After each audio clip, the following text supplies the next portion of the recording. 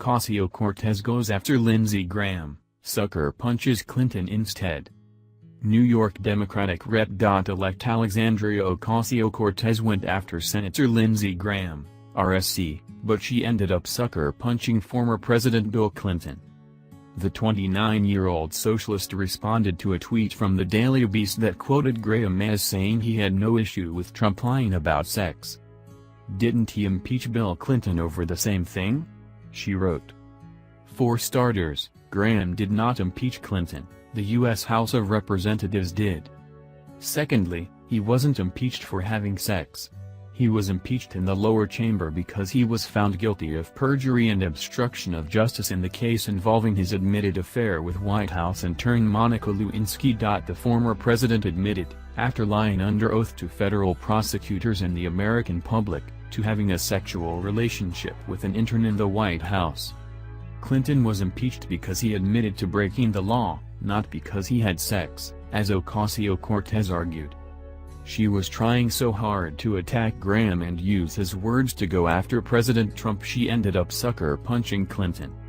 Several users on Twitter excoriated the New York Democrat for her tweet. Sadly, this is hardly the first time she has made mind-boggling comments that are completely detached from reality. Last week, Ocasio-Cortez called outgoing White House Chief of Staff General John Kelly a coward and said he owed Representative Frederica Wilson, DFL, an apology. John Kelly was straight-up exposed for lying about Rep. Wilson in comments aimed at discrediting her, Ocasio-Cortez wrote. He absolutely owes her an apology, and his refusal to do so isn't a sign of strength, it's cowardice, she added. Ocasio-Cortez is referring to a feud that occurred between Kelly and Wilson last year. Wilson overheard comments made by President Donald Trump to the widow of Sergeant Law David Johnson, 1A, U.S. soldier who was killed during a mission in Niger.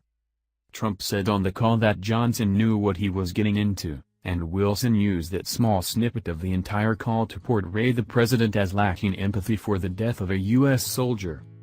Kelly, who said he was in the Oval Office when Trump made the call, defended the president by saying Wilson was an empty barrel and was taking the president out of context. Ocasio-Cortez was arguing that Kelly, a former four-star general in the Marine Corps, is a coward and that he should be apologizing to Wilson.